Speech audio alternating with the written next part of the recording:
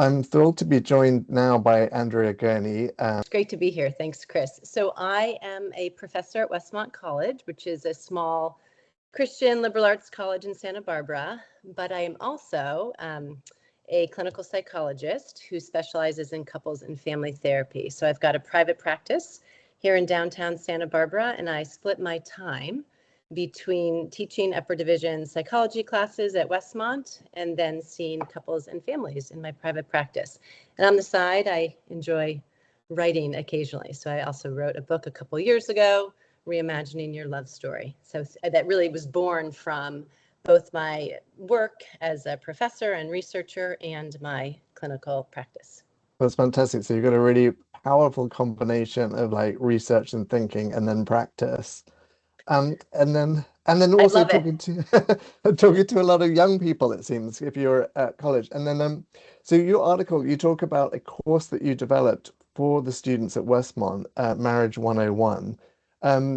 So maybe roughly tell us what is that about, and then why the need to develop it? Yes, totally. It's so fun to talk about this. Actually, it gets me very excited because I think everyone should be in college taking a Marriage 101 class, or at least before they get married. So I love love. I love thinking about relational science, and obviously that combination of teaching and practice is where I get most passionate. And gosh, the course, it's really a development from two things. I do spend a lot of time teaching, mentoring, advising young people. And I also see a good amount of couples and families, but plenty of young adults in my clinical practice. And about in 2016 or 17, I had on my caseload, I had three kind of what we call ring by spring couples. So they were Westmont grads. I had never had them as students, so I didn't know them as students. And they had stuck around the Santa Barbara area because who wouldn't want to stay in Santa Barbara after graduating? And they had gotten, the ring by spring means they had gotten engaged before they graduated the spring of their senior year. And that's always very celebrated and not that abnormal at Christian colleges. And they were all working on a divorce. And none of them had turned 30. And I thought, oh my goodness, it had been heavy on my heart because I had had so many young folks in my practice who were anxious about either finding the right person, who were engaged and then breaking off an engagement. So that's happening in my downtown clinical practice, where I see folks from all ages and stages of life, all walks of faith. And then meantime, up in the college classroom and outside of the classroom and over lunch discussions and office hours, many students just trying to figure out, how does this work? And I'm not even sure I want to get married. My parents got divorced. My dad walked out at this age. Like, I'm not so sure there's even a healthy model of marriage that I would want to emulate. So it was really from both of those angles that I thought, and especially as a person of faith, I thought we can do better than this. We need to be teaching this, and not just your typical psychology of marriage and family. I certainly took that as an undergrad. That's an important course for psychology majors, but I wanted a course that really was going to be applicable to all, no prerequisites, and just say, let's learn to love well and build lasting relationships. That's actually the subtitle of the course. It's Marriage 101, Learning to Love Well and Build Kingdom Relationships. Because certainly as a person of faith, also thinking, goodness gracious, we should do better than this. I see marriage as a sacred covenantal commitment that we make. And I want people of faith, and certainly Christians, to have marriages that are thriving and flourishing. And especially because we know long before the Harvard study came out about the secret to flourishing is actually what I say, it's no secret at all. But I do love their 75-year longitudinal study that showed, hey, the secret to flourishing is intimate relationships. And mostly we find that in marriages, and how when marriages thrive, people are healthier, they're happier, they're wealthier, they live longer. They literally, if they get sick or get a diagnosis, they're more likely to recover if they are in satisfying marriages. So so that's how it was born. Oh, that's fantastic. So you have these students. I think you were saying that it was relatively normal for students to be sort of getting, engaged before graduating, but then there was this increasing skepticism about marriage seeping in, But you're aware, as most social scientists are, or think tanks, it's just really about presenting the blindingly obvious, because there are so many cultural messages that sort of counter reality. Yes. But then so you thought, oh, well, I should set up a class of specific curriculum around marriage 101. Was it difficult to was the hunger coming from students, or was it like your brainchild? Was it difficult to get that through faculty? Um, Yeah. how did that work out? Yeah, no, great question. You know, at the time, the hunger wasn't necessarily coming from students. I mean, I don't think they knew they were hungry for it, but I knew they were, right? Because I was having so many conversations, once again, about dating and marriage, and this course was an offer. And then, you know, I'm having those things happen in my clinical practice. So it's my brainchild. I think I went to our executive team and I said, hey, what are your thoughts? And you have to go to academic senate. And I don't think there was necessarily skepticism. They said, okay, we'll just give you a temporary number like this. You can teach this one semester. We'll see how it goes. So it was actually, I can remember it well because it was spring of 2020. And I had a book released in 2019. And so I wanted to build the course off of some of that book, thinking about the books in 3 chapters of kind of what's your once upon a time and thinking about your early years and attachment. And then thinking about the zeitgeist of 2025 is the whole second piece of like, what are the myths that you've internalized about love and romance and marriage?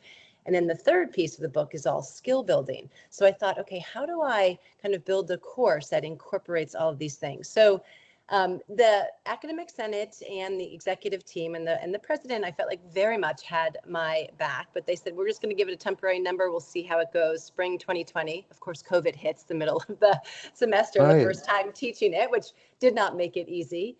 And I think I had about 30 students, which is a pretty typical, our students at Westmont, our class size is about 20 to 30.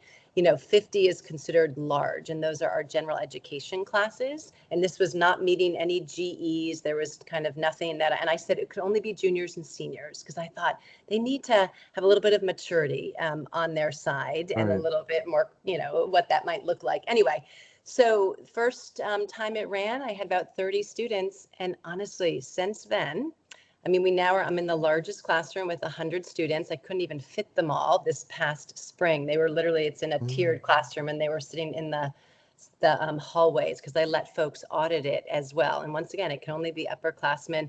So it kind of went from 30 that first semester, I think, to about 50. And then the last, you know, and then 75, 80. And then we were over 100 and we had folks just kind of coming in to audit. So it then became this like, oh gosh, this is something that's so important that students just started talking to one another. Once again, not realizing they were hungry necessarily for it, Chris, but Really I think amazing. saying this has been one of the more formational classes. And Mm, really not even just about marriage, but about intimate relationships. We are right. all, you know, we are all sons and daughters or brothers and sisters. So whether they get married or not, I mean, I have students on the first day when I go around and I still say, hey, why'd you decide to take this course? Because it fulfills no general education requirements. So none of them are required to take it. For psychology majors, it will meet, you know, it serves as units for that. But I mean, there's some psych majors, we have EMB and history and philosophy, the whole range. And a lot of them would say, you know, or several always say every semester, I'm not even sure if I want to get married, but I do know that I want to be in community and I want to figure out intimate relationships. Mm. So hopefully that answers the question Yeah, about, and fantastic. then there's And been nothing but supports yeah, and so and it's spread out over 10 weeks, is it? Or it's 16 weeks oh, actually. 16. Okay. I mean, what does homework look like? Does it look like getting engaged or looking at rings or No, not at all. As a matter of fact, those who know me well would say I don't I'm not a huge I'm a huge advocate for marriage. I'm not necessarily a huge advocate for get married the day after you graduate, in Mm, the sense of, I always joke and say, hey, our prefrontal cortex isn't even developed until we're 25.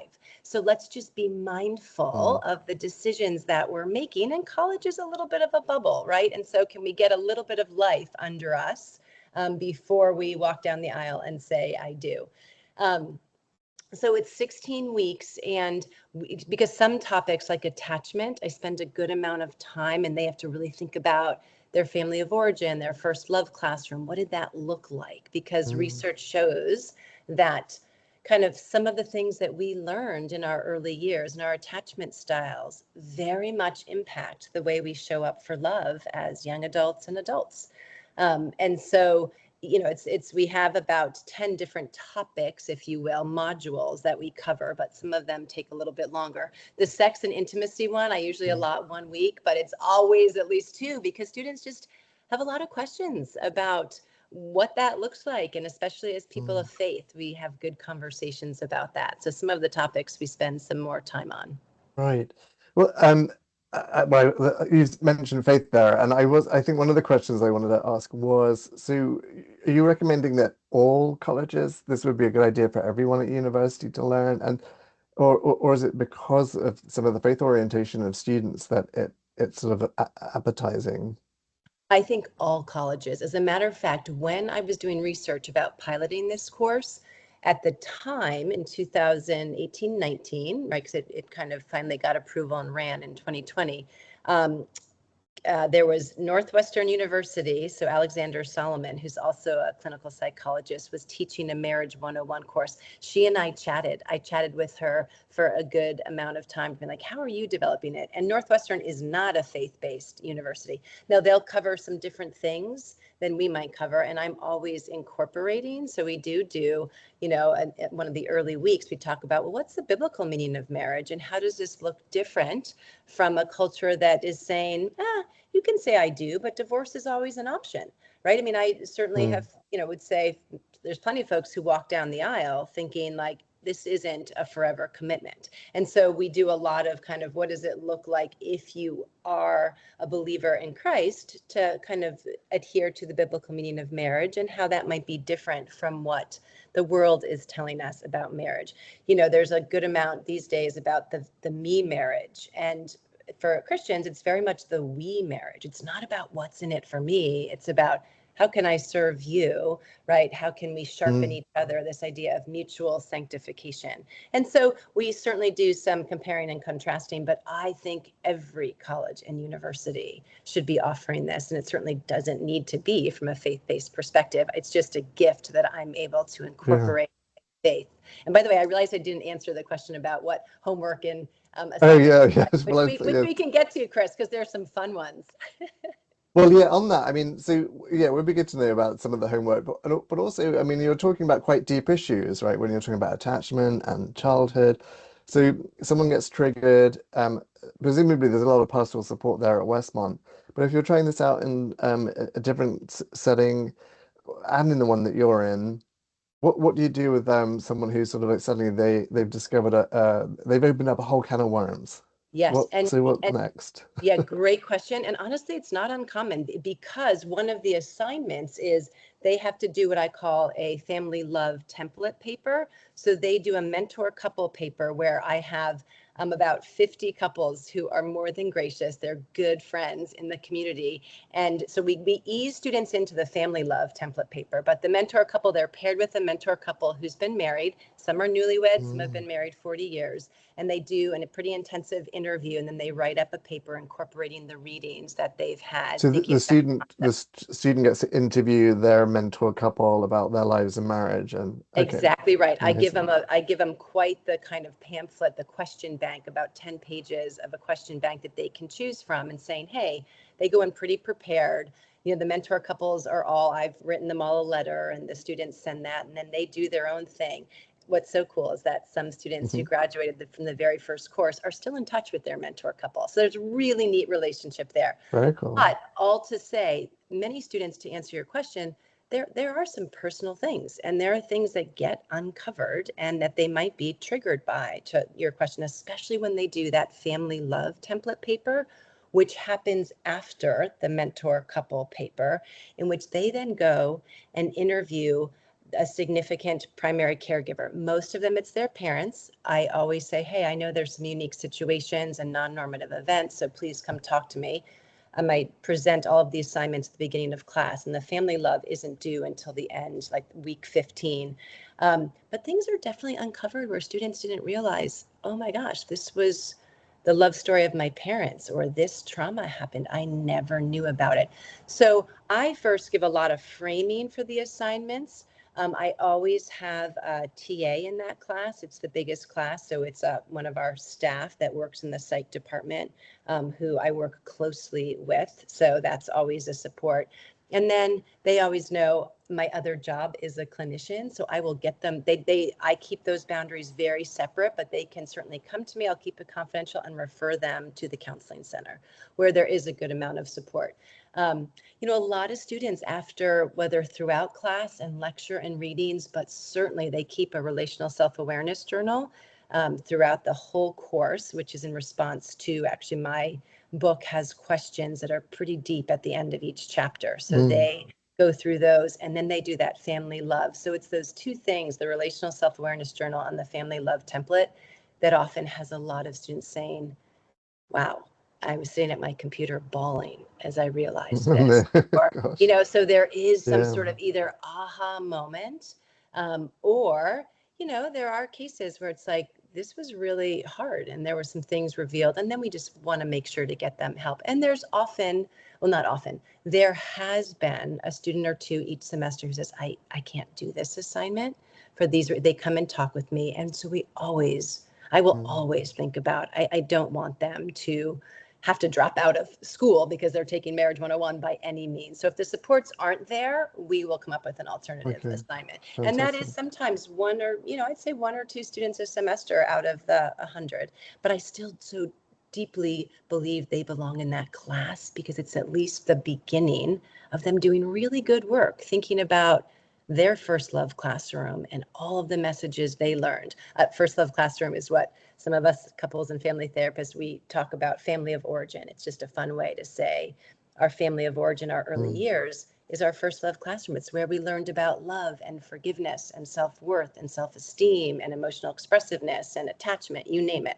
So we call it the first love classroom. And so I'm just glad even the students who can't do some of the assignments, as long as they've talked to me beforehand, we come up with something alternative.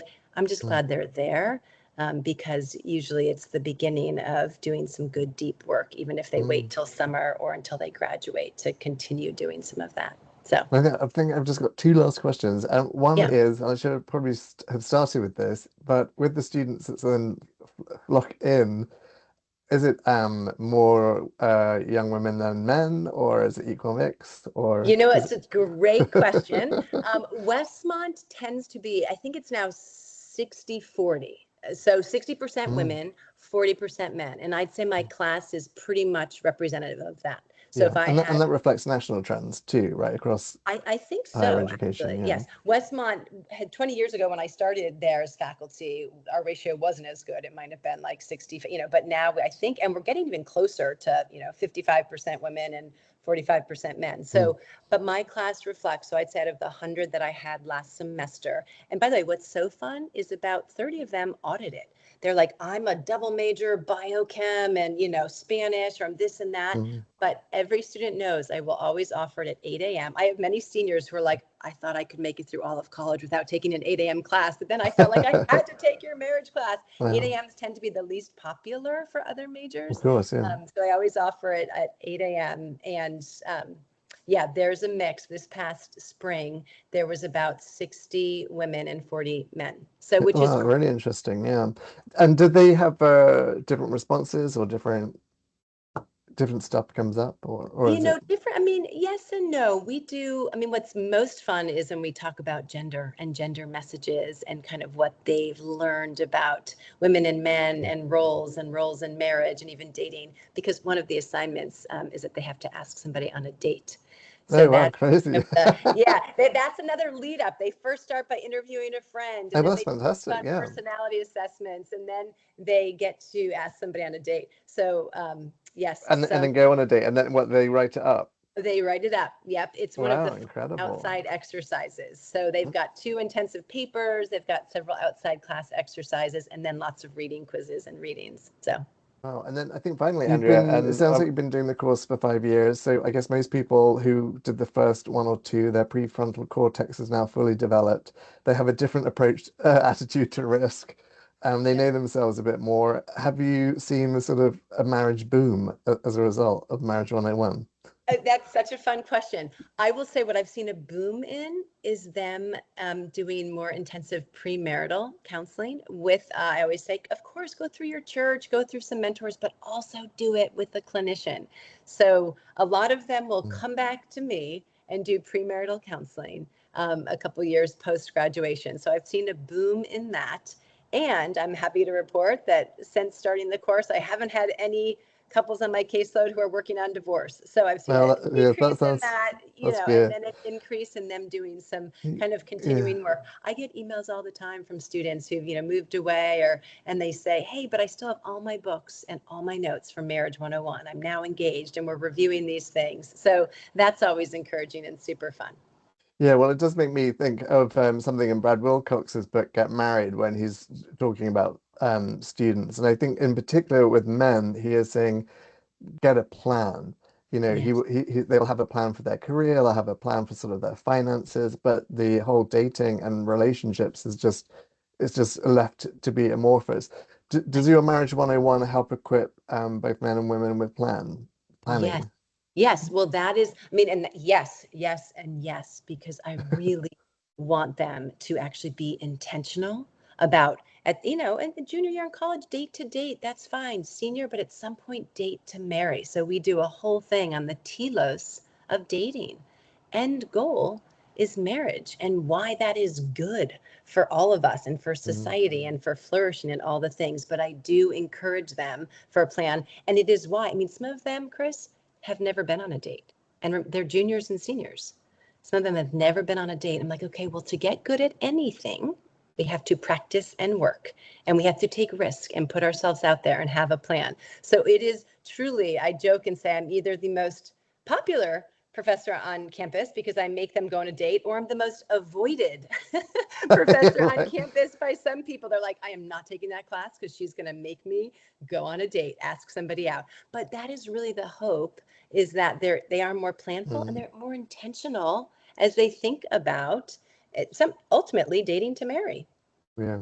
And then I'm sure the other question that anyone listening to this is probably like desperate to have asked about 20 minutes ago was, and those that do the dating assignment, just many of them pair up? Oh, what I have many Are you weddings. I basically a have dating met more agency? weddings that I'm going to. I just said to my husband, he's like, another wedding? I said, yes, we get to go to another wedding in a couple months. So many of them do indeed pair up. Um, I mean, I don't know if I should almost Amazing. keep track of the percentages. Many of them have paired up. Or if they're already dating somebody, then they have to set somebody else up. So I've also had Mm. stories of success of setups Oh, and then people fantastic. kind of moving on from there. So that's super fun. Yeah, that is a really good. I think that's fantastic. Really interesting because yeah, that whole idea of that is needed, the pairing up brigade. Yes. Well, I think we might conclude there, Andrea, but it's been really fascinating to talk with you, and thank you so much for describing Marriage 101. Yes. Thank you, Chris, for having me. Appreciate it.